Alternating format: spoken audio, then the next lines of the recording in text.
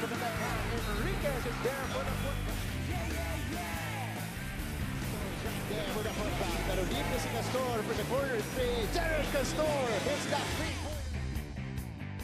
Sabi niya si Flores, laro lang ng bata kumatake at 12 na.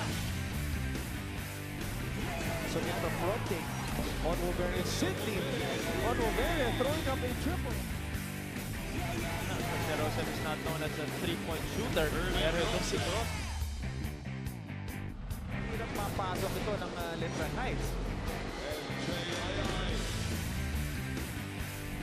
Si Andoy Estrella. At may foul na tinawag dito. Just together completes that backward play. Drops it down low to Ilagan. Ilagan for 3. Ilagan is on fire. Long distance 3. Ginamitan pa ng pantay. Lista mo na.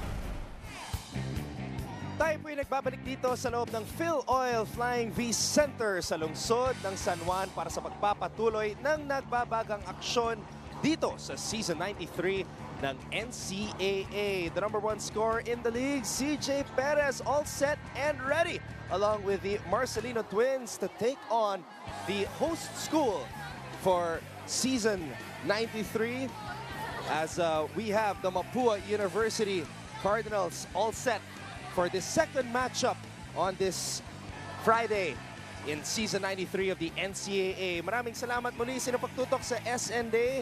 That's SND HD Sky Cable Channel 166, and we are all seen all over the world via the Filipino channel and via live streaming sa sports.abs-CBN.com. At pagkatapos ng bakbakang ito sa pagitan ng Pirates at ng Cardinals, mapapanood din po natin ang laban ng EAC at ng University of Perpetual Health System Calgary. Mabuhay Pilipinas at maraming salamat sa inyong pagtutok ngayon. Anton Rojas reunited with Mr. Game Time Migs Bustos for what should be a very exciting battle sa pagitan ng LPU at ng Mapua. Alam mo, Anton, kanina yung CSB and Arellano naging exciting, pero I think this game will be much more exciting also, Mr. Pure Business, because we all cannot wait for NCAA Season 93 to start sa pagtatapos ng ngayong linggo. Ito na ang pinakamatagumpay na season ng LPU sa kasaysayan ng NCAA because they are 8-0, the longest winning streak, the best start for the Pirates since they joined the league in 2011.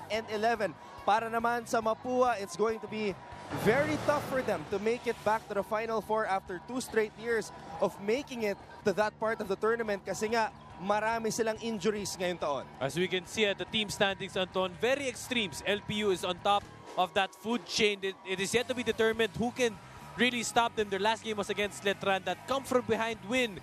Even though Coach Topex Robinson wasn't there, talagang tinrabaho nila yon from the first to the fourth quarter. And ito na nga, at the other side is the Mapua Cardinals' only win, Anton, was that Andoy Estrella game winner kontra Letran dem. Coincidentally, they've been really struggling all throughout the season. Okay naman, Anton, ang Mapua. Close games naman yung kanilang mga efforts, but then they have an average losing margin of just 7 points, and they just have to get the spunk, to close out their games. Kaya lang, Migs, ang mabigat na problema dito para sa Cardinals ay hindi maglalaro itong si Andoy Estrella, diagnosed with a strained MCL on his left knee. He's undergoing therapy right now. Hindi po siya makakalaro dito sa laban na to. So the Cardinals will have to find some way to make up for the absence of Andoy Estrella. And it's going to be tough dahil itong LPU showed a lot of heart sa kanilang huling laban kontra sa Letran. Down 17, naihabol nila yon, and they won even without their head coach, Topex Robinson. Really clutch like Mike, itong si Mike Harry Zuzu. He was foul trouble early on and had to sit out most of the time. He only played 27 minutes. Pero kita nga natin sa ating screens, he scored 8 out of his 13 points in the fourth quarter, 10 out of his 15 rebounds also in the last canto. But he turned on the switch in that final period with crucial stops, crucial plays. Anton, he did not do it alone. It was the Marcelino twins also, CJ Perez, Raymar Kaduyak, he was that best player of that game. But Mike Harry Zuzu was a big factor in that come-from-behind win para sa LPU.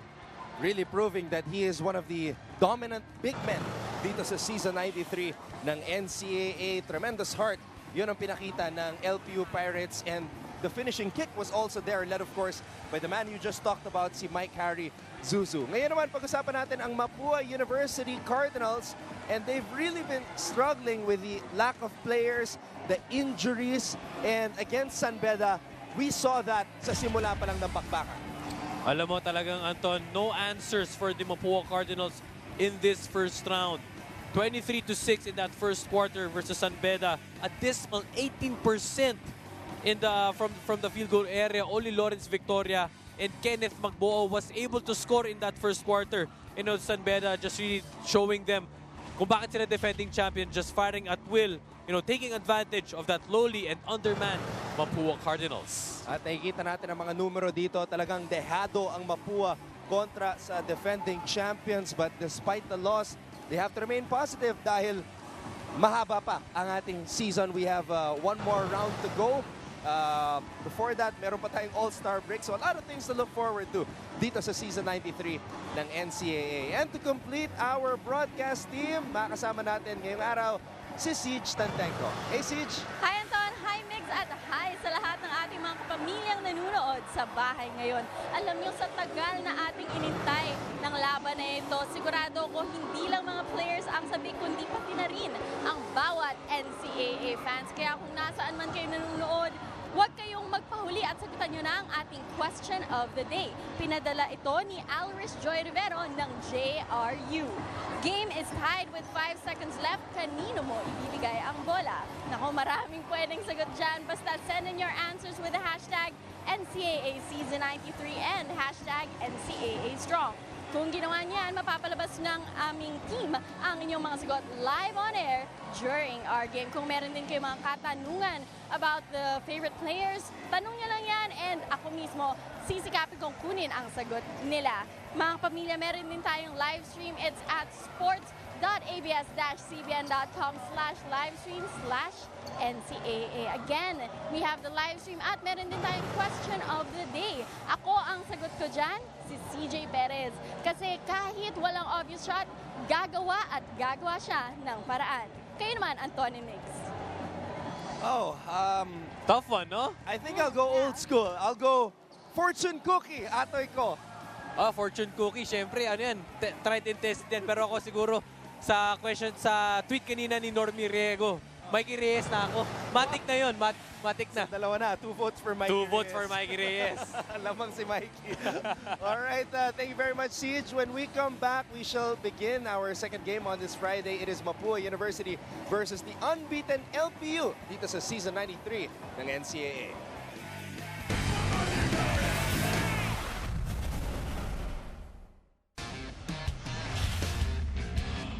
Nino Ibanez, point guard. Jeff Santos, shooting guard. CJ Perez, shooting guard. Ralph Tansingo, forward. Mike Harry, center. J. Pineles, point guard. Lawrence Victoria, point guard. Almel Ortina, shooting guard. J.R. Flores, forward. Christian Bunyag, center.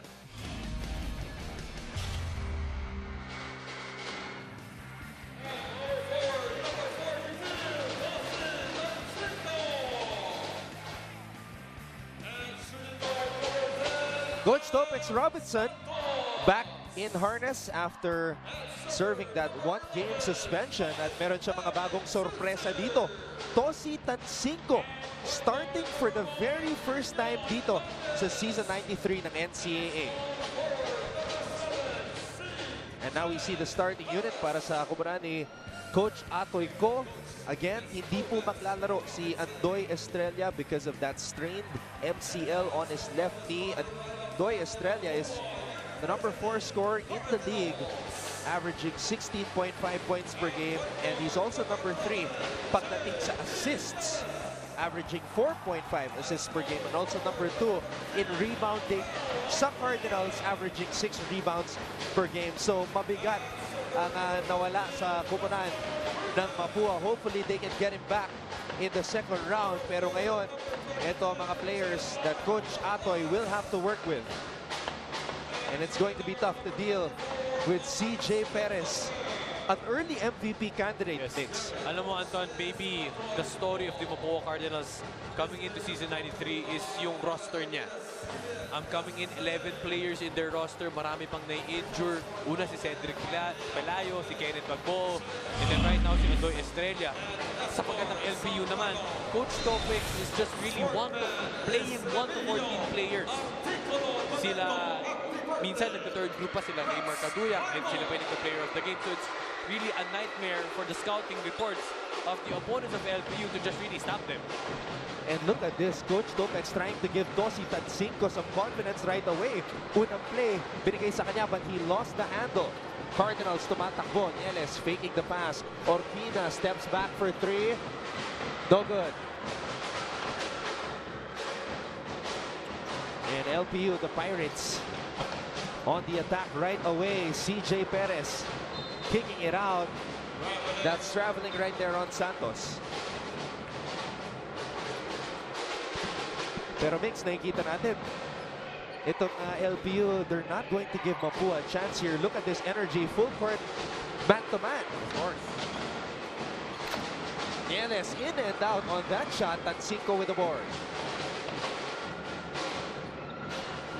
Coach Topix has the luxury to give guys like Tosi Tancinco a chance to start here as Perez creates his shot.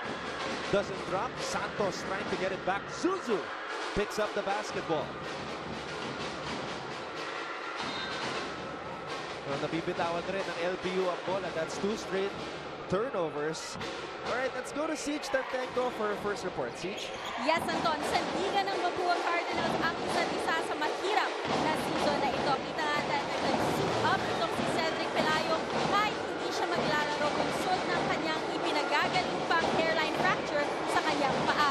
Maging si Hesed Gabo na tumatayong de facto leader in the absence of Andoy Estrella. Iniinda pa niya ang kanyang sprain sa kanang paa, pero he's there to provide guidance and to be a reliever for his younger teammates. Ang sabi naman ni Coach Atoy, may chance kami basta maganda ang depensa. Yan din ang inaalala ng players na sabi, we have nothing to lose but everything to gain. Back to you, Anton. Thank you very much, Siege. And Cedric Pelayo, this is the first time that we saw him suit up since opening day. So he's dealing with that hairline fracture on his right foot. Pero sinabi na sa akin kanina that he already returned to practice this week. For Cedric Pelayo, malaking bagay siya because he's one of those energy guys. Samantala, Tosi Tancinco knocking down a triple from the corner. This guy was a champion in high school. Yes.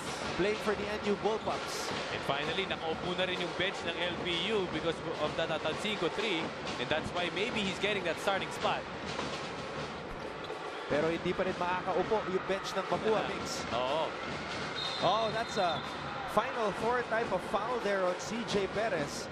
Well, sabi nga sa report ni Siege kanina, depensa lang talaga ang magsisave the day dito para sa Mapua Cardinals. And those types of fouls, you really have to give. Nga, syempre, undermanned. Have to be able to bring the fight to the LPU Pirates. No harm done naman. No harm and no intention masama. Ayan po si Coach Topex Robinson. Back on the bench to call the shots para sa LPU. Coach Topex, historically here in the NCAA, is used to winning. I remember his rookie year as a head coach back in season 87 with San Sebastian. He won 15 straight games to start the season. I mean, for a coach, you being a coach yourself, yes. First coaching job, tapos nanalo ka ng 15 straight games to start the season. That's a huge confidence booster. Huge confidence booster, but as we can see, referee Nestor Zambrano upgraded this foul to a unsportsmanlike foul. Yung foul kay CJ Perez, pero ito nga, bihira sa mga coaches yung pabiyayaan. ng mga ganong klaseng teams. Usually kapag coach ka, you really go through the process. You know, just what like T.Y. Tang, the CSB players are going through right now. Kadalasan ganun eh. Pero syempre for Coach Tobex Robinson, tinrabaho naman din niya when he entered the LPU Pirates. It was 3 years in the making for him to have this type of team. Exactly. And Coach Tobex Robinson, in his first 2 years with LPU, just won a total of 10 games. So he's about to match that should he win 2 more games. Yeah. Ibanez tapping it to Zuzu. Here's Ibanez with a crossover. Ibanez over Christian Bunyag. Nothing there.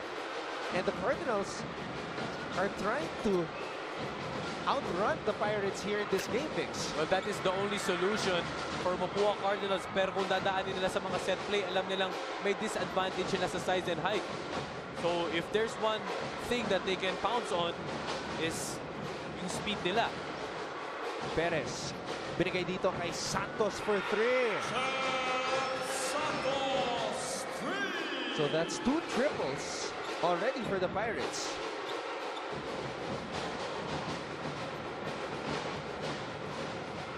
Itong si Santos Mix is an underrated player. Has started 7 of the 8 games for LPU. Ng mga utility guys ni Coach Tobex Robinson together with Ibanez also. Kasi nga, dami ng bala off the bench eh. Marcelino Twins, Wilson Baltasar, Raymar Caduyak. Santos. That time his shot was short.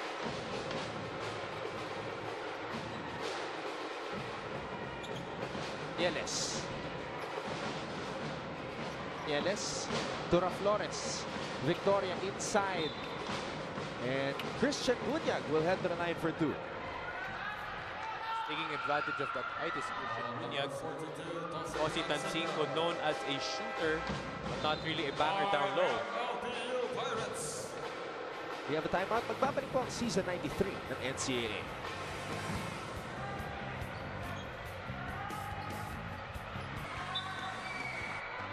A Vivo perfect shot, perfect selfie. And just a while ago, we were standing in front of the LPU supporters as we see this shot by Santos. A Vivo perfect shot, perfect selfie right there. Christian Bunyag, who hails from Calamba, Laguna, told me that he was a late bloomer pagdating sa basketball, as we see a familiar face mix. Ready. South Boys. Oh, nakikita ko rin sa mall din parati. Of course, Dreddy Stevens, his last year, played for Coach Atoy in season 91. The year that they made it to the Final Four. Josan Nimes. Now remember when you interviewed Coach Atoy, he was so happy na nakabalik sila sa Final Four. Yeah. Ano rin yun? 4 years in the making din yun. Victoria. Tried to get into Bunyag. Bunyag saying he was pushed by Tansinko.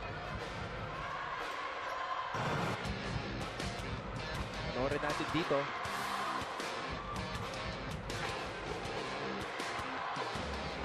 So there was some contact, but definitely the ball bounced off the fingers of Bunyag. Ibanez. Tansinko, pinigay dito kay Perez. Perez umatake, CJ Perez.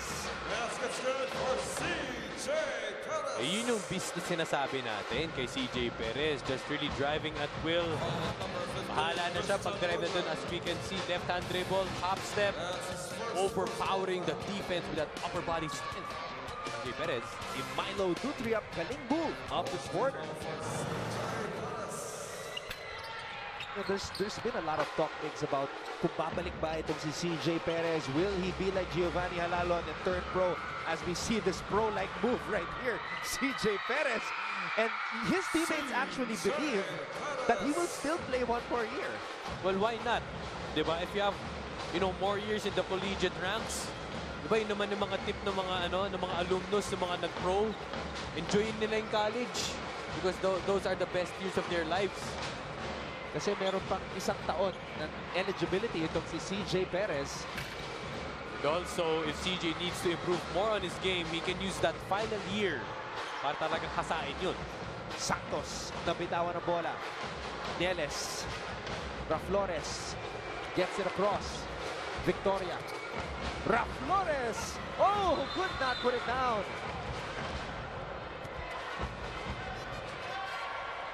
Kayans. Mga sayang na play. Minsan, isusubo mo na lang. Ipapapasok. But of course, that art of the finger roll should be really mastered, especially for these big men.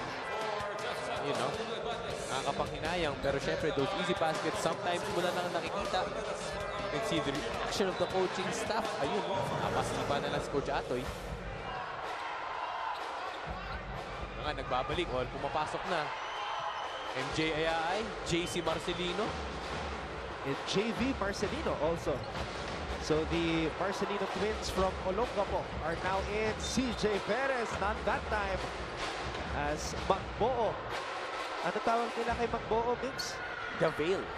Javel. Sabi ni Gordon, yung utility guy nila. Javel lang, parang Javel McGee. Buti na lang, walang Shakti ka full dito. Okay, Mix, basahin natin ang mga tweets from Michael Angelo Sagok. Kanino mo ipapasa ang bola? Siyempre, saan pa? E di kay CJ Perez kasi alam kong tiwala ako pagka sa kanya na ang bola. Okay. Hashtag tiwala, Michael Sagok. Ito naman ni John, ipapasa ko ang bola kay CJ Baby Beast Perez. Yun din, CJ din. Kasi nakakagawa siya ng way para maka-score. Go Pirata. Viva Pirata.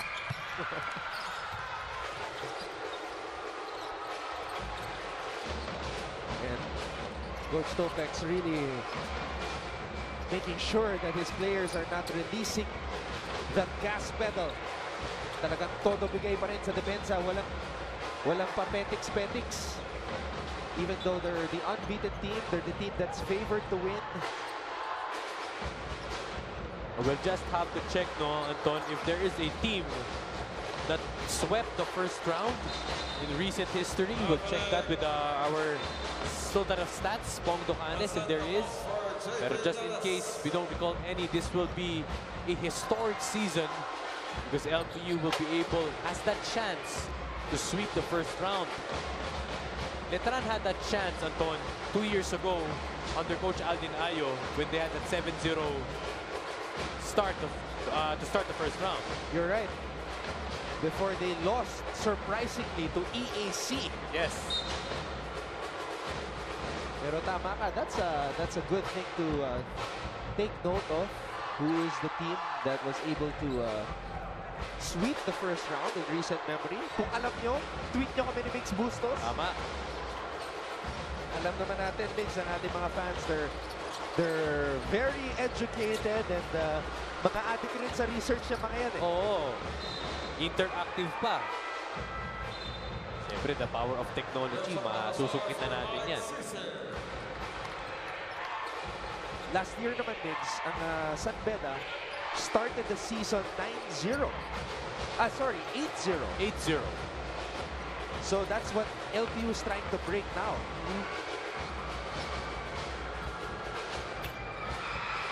JV Marcelino. Short corner jump shot by JV Marcelino extends his lead 9 points. Pero yun, good alley-oop play. That was Javel-like. Javel-like. Kasi Javel, kasi he's known for his athleticism. Oo, yung hops. Pati yung length. CJ Perez making it look too easy. And LPU leads Mapua 15-6.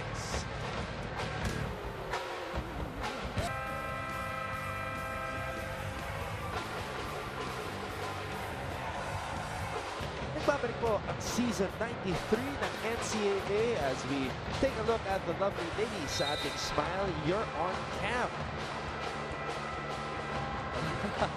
They're just enjoying themselves every time they see the big screen.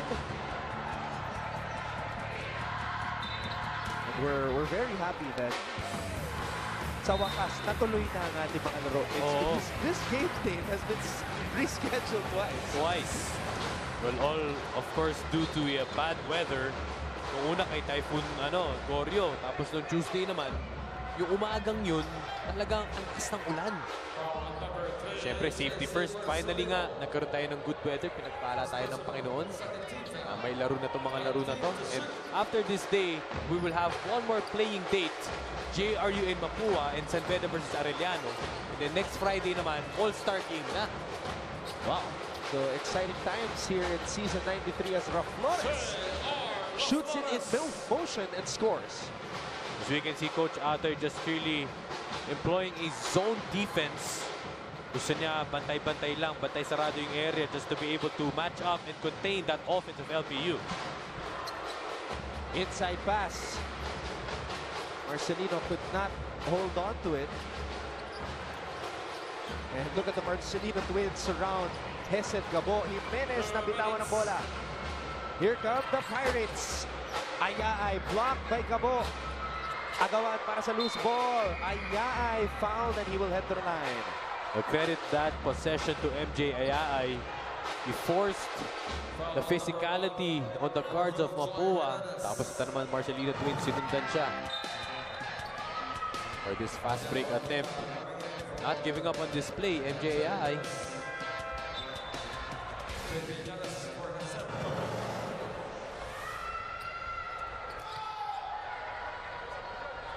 All right, so I was looking at the previous records.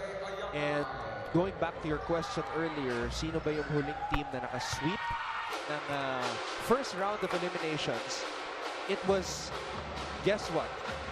Coach Topex Robinson's San Sebastian Stags in season 87. Coincidentally, no? Pinamention mo lang yun kanina kasi sabi mo nga nag-15-0 sila nun. Wow. So imagine if he can do it again. Parang may Midas touch itong si Coach Topex Robinson. Yes. That's just remarkable. Raf Flores.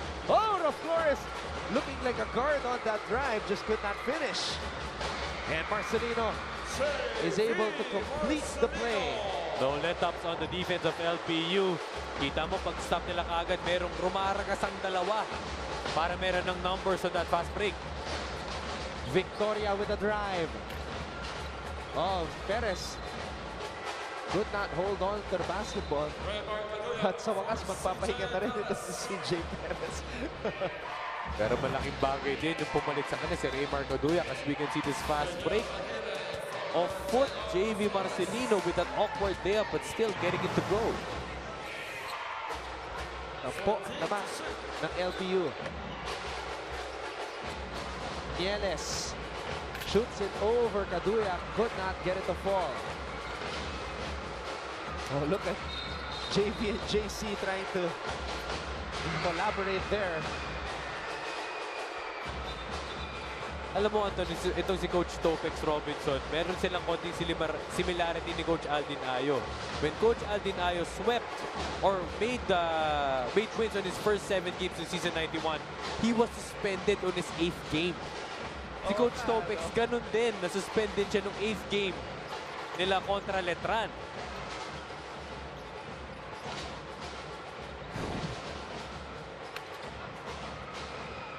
I just hope Coach Topex will not grab anybody's glasses.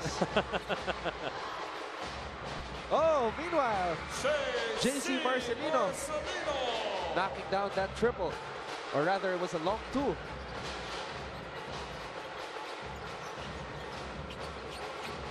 Victoria. Scramble for the loose ball. At babalik sa LPU ang possession.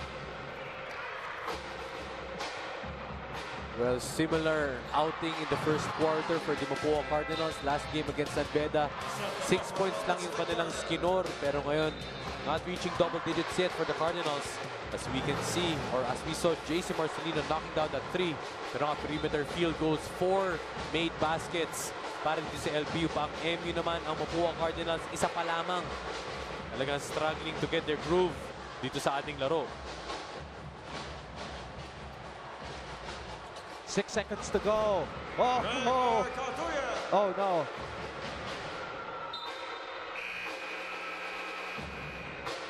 This does not look good for Kenneth Mapua. He just came back from injury this season.